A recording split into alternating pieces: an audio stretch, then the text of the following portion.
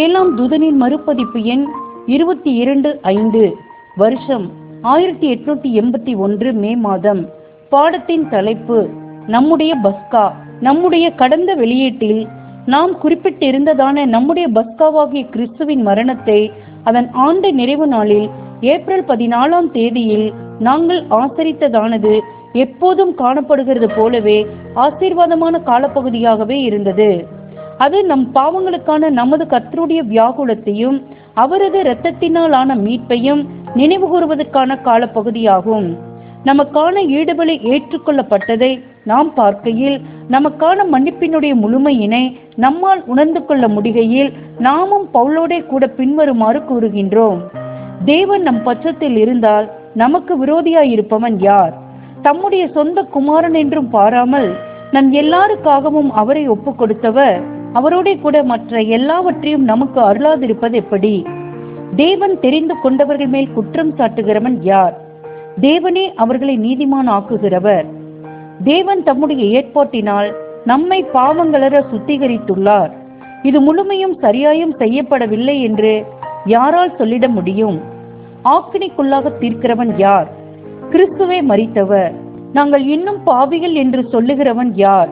அப்படியானவன் யார் எங்களுக்காக கடனை அடைத்தார் என்பதை நினைவில் கொள்வானாக. கிறிஸ்துவே எங்கள் கடனை அடைத்தார் மற்றும் நிச்சயமாய் அவரது பலியானது அங்கீகரிக்கப்படத்தக்கதான பலியாகும். ரோமர் 8ஆம் அதிகாரம் 31ஆம் வசனம் முதல் 34ஆம் வசனம் வரை. நம்முடைய நீதிமான் ஆக்கப்படுதலை கண்டு நீதிமான் ஆக்கப்பட்டுள்ள நபர்கள் அனைவருக்கும் பவுல் சொன்னதானவைகளை நாங்கள் ஆழ்ந்து சிந்தித்தோம்.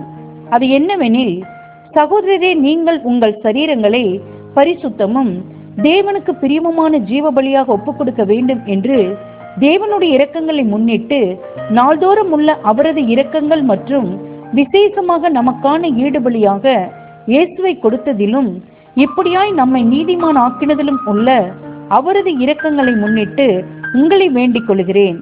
இயேசு தம்முடைய மரணத்திற்கான நினைவு கூறுதலுக்கென்று கொடுத்திட்டதான அப்பம் மற்றும் திராட்சை ரசத்தினுடைய அர்த்தத்தினை நோக்கி பார்த்து அவைகளும் அர்ப்பணிப்பு மற்றும் பலி என்னும் அதே படிப்பினைகளை கற்பிக்கின்றது என்று கண்டோம்.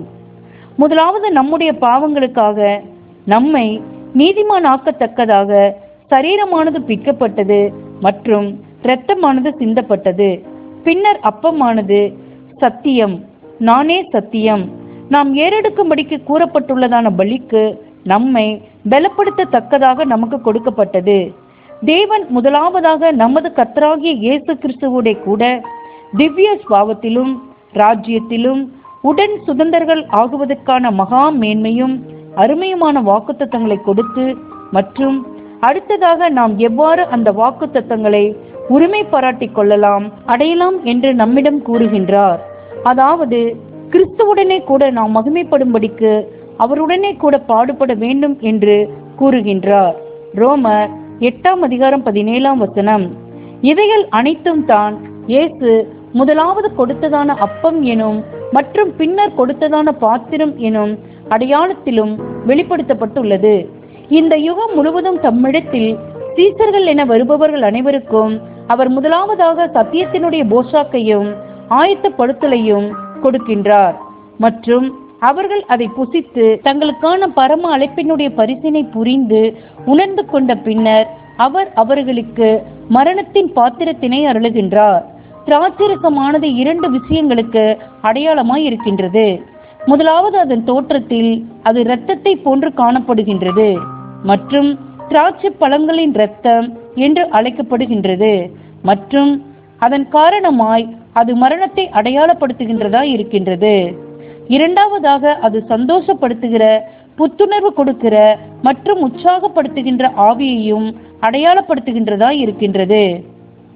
நாம் பரலோக உணவினால் வெளிச்சமூட்டப்பட்டு பலப்படுத்தப்பட்ட பிற்பாடு இயேசு நம் ஒவ்வொருவர் இடத்திலும் பாத்திரத்தை கொடுத்து கூறுகிறதாவது, நீங்கள் எல்லாரும் இதிலே பானம் பண்ணுங்கள், என்னுடைய மரணத்திற்குள்ளாக பானம் பண்ணுங்கள், உங்கள் சிலுவையை எடுத்துக்கொண்டு என்னை பின்பற்றி வாருங்கள் மற்றும் அதே வேளையில் நீங்கள் என்னுடைய ஆவியையும் பானம் பண்ணுகிறவர்களாய் இருந்து உலகத்தினால் கொடுக்க முடியாததும் எடுத்து போட முடியாததுமான சந்தோஷத்தையும் புத்துணர்வையும் பெற்றுக்கொள்வீர்கள்.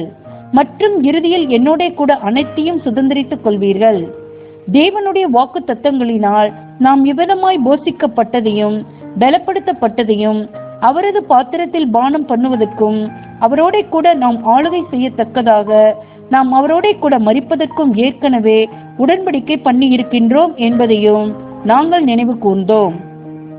இயேசுவினுடைய சிங்காசனம் தொடர்புடைய விஷயத்தில் தங்களுக்கான ஸ்தானங்கள் குறித்து இயேசுவிடம் 2 சீசர்கள் வேண்டிக் கொண்டதையும் அவர்களுக்கு அவர் பின்வருமாறு பதிலளித்ததையும் நாங்கள் நினைவு கூர்ந்தோம். அது என்னவெனில், நீங்கள் கேட்டுக்கொள்கிறது இன்னது என்று உங்களுக்கு தெரியவில்லை. பிதாவே, இந்த பாத்திரம் என்னை விட்டு நீங்க கூடுமானால் நீங்கட்டும் என்று வேண்டிக் கொண்டதான மரணம் என்ற நான் குடிக்கும் பாத்திரத்தில் நீங்கள் குடிக்கவும் தண்ணீரை அடையாளமாக கொண்டுள்ள நான் முழுக வேண்டிய ஒரு ஸ்நானம் உண்டு. அது முடியும் அளவும் எவ்வளவோ நெருக்கப்படுகிறேன். நான் பெறும் மரண ஸ்தானத்தை நீங்கள் பெறவும் உங்களால் கூடுமா என்றார். அதற்கு அவர்கள் கூடும் என்றார்கள். மற்றும் அவரோ மெய்யாகவே கூடும் என்றார். இந்த விளக்கவுரைக்கு ஆதார வசனம் மத்தேயு 20ஆம் அதிகாரம் 21 மற்றும் 22 மற்றும் 23 வசனங்கள். ஆகவே அவருடைய சிங்காசனத்தில் அவரோட கூட உட்காருவோம் என்ற நம்பிக்கையில் நாம் ஜெனிப்பிக்கப்பட்டிருக்கின்றோம். மற்றும் என்னுடைய பாத்திரத்தில் உங்களால் குடிக்க கூடுமா என்ற அவரது வார்த்தைகளானது எவ்வளவாய் நமக்கு பொருந்துகின்றதாய் இருக்கின்றது. மகிமையிலும் பாடுகளிலும் நாம் பங்கடைவதற்கு விரும்புகின்றோமா என்று நாம் நம்மையே கேட்டுக்கொண்டோம். பின்னர் நாம் கூறினதாவது, ஆண்டவரே, உம்முடைய வார்த்தைகள் மூலமாக எங்களுக்கு ஏற்ற சமயத்தில் சகாயம் செய்யும் கிருபை கொடுக்கப்படும் என்றும் உம்முடைய கிருபை எங்களுக்கு போதுமானது என்றும் நாங்கள் அறிந்திருக்கின்றோம். எங்களுடைய அனைத்தையும் நாங்கள் உம்மிடத்தில் கொடுத்து விட்டோம். உம்முடைய தயவுள்ள சித்தத்தின்படி விருப்பத்தையும் செய்கையும் எங்களில் உண்டு பண்ணி அருளும். இப்படியாய் எங்களது பலவீனத்தில் உம்பலம் பூரணமாய் விளங்கினபடியால் எங்களால் கூடும். ஆமேன். நாங்கள் பெற்றுக்கொண்டதான அநேக கடிதங்களானது இந்நிகழ்வு மிகவும் பரவலாய் இவ்வழியில் அங்கும் இங்குமாக காணப்படுகின்ற 2 அல்லது 3 பேர்கள் மத்தியில் ஆசரிக்கப்பட்டதாக சுட்டி காட்டுகின்றது. சுமார் 20 இடங்களில் இது ஆசரிக்கப்பட்டு உள்ளது என நாம் எண்ணுகின்றோம். எழுதியுள்ளவர்கள் அனைவருமே இந்நிகழ்வை வேறு நாட்களில் கொண்டாடுவதற்கு பதிலாக அதன் ஆண்டு நிறைவு நாளில் ஆசரிப்பது பொருத்தமானதாகவும் பயபக்திக்குரியதாகவும் இருந்ததென தெரிவித்துள்ளனர். அறிவிக்கப்பட்டிருந்த தேதியை குறித்து 1-2 சகோதரர்கள் கேள்வி எழுப்பி இருந்தார்கள். அதாவது ஆண்டு குறிப்பேடு படி அல்மெனக் காலண்டர் அந்நாளானது ஏப்ரல் 14ஆம் தேதிக்கு பதிலாக 12ஆம் தேதி வரும் என கருத்து தெரிவித்துள்ளனர். இவர்களுக்கு நாம் பதிலளிப்பது என்னவெனில், பெரும்பான்மையான ஆண்டு குறிப்பேடுகளானது அல்மெனக் வானசாஸ்திர கணக்கிடுதலின்படி ஆயத்தம் பண்ணப்படுகின்றன மற்றும் இவை கண்களால் பார்த்த சாட்சியினை அடிப்படையிலான யூத முறைமைகளுக்கு அபூர்வமாக இசைந்து வருகின்றது. சில ஆண்டு குறிப்பேடுகளானது யூத ஆண்டு குறிப்பேடுகளை வெளியிடுகின்றன மற்றும் இவைகளை பயன்படுத்தியே யூத கணக்கீட்டின்படி 1ஆம் மாதத்தின் 14ஆம் தேதி எப்போது வரும் என்று உறுதி செய்தோம். நியாய பிரமாணத்தை அல்லது யூத ஜாதியை அடையாளப்படுத்துகின்றதான சந்திரன் ஆனது இயேசு உயிரோடு இருக்கையில் அதன் முழுமை நிலையை அடைந்தது.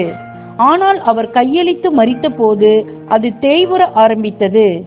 ஏப்ரல் 14ஆம் தேதியில் சந்திரன் பௌர்ணமி நிலவாய் இருந்தது மற்றும் அது தேய்வுற ஆரம்பித்தது. இக்காரியமானது யூத ஆண்டு குறிப்பேட்டிற்கு இசைவாகவே காணப்படுகின்றது மற்றும் இதனால் அந்நாளில் ஆசரித்தோம். ஒரு சகோதரி தனது மறுப்பை தெரிவிக்கும் வண்ணமாக பஸ்காவை கைக்கொள்ளும் விஷயத்திற்கும் அனைத்து விஷயத்திற்கும் ஏன் நியாய பிரமாணத்தினையே பார்த்திடலாமே என்று கேட்டார்கள். நம்முடைய சகோதரி அவசரப்பட்டு விட்டார்கள். நாம் நியாய பிரமாணத்தினால் நிறுவப்பட்டதான பஸ்காவை ஆசரிப்பதற்கு கூறவில்லை. மாறாக இதற்கு பதிலாக நிறுவப்பட்டதான கர்த்தருடைய ராபோச்சனத்தையே ஆசரிப்பதற்கு கூறினோம். விசுவாசிக்கிற எவனுக்கும் நீதி உண்டாகும்படியாக கிறிஸ்து நியாய பிரமாணத்தின் முடிவாய் இருக்கிறார். ரோமர் 10ஆம் அதிகாரம் 4ஆம் வசனத்தில் விசுவாசிக்கின்ற நாம் இதை ஒரு நியாய பிரமாணம் என்று கூறவில்லை. ரோமர் 10ஆம் அதிகாரம் 4ஆம் வசனம், 7ஆம் அதிகாரம் 6ஆம் வசனம். ஆனால் இதை புசித்து பானம் பண்ணும் போதெல்லாம் கர்த்தர் வருமளவும் அவருடைய மரணத்தை தெரிவிக்கிறீர்கள் என்றிருக்க யார்தான் நமக்கான ஆட்டுக்குட்டியினுடைய மரணத்தினை அதன் ஆண்டு நிறைவு நாளில் ஆசரிக்க மாட்டோம் என்று சொல்லுவார்கள். ஆமேன்.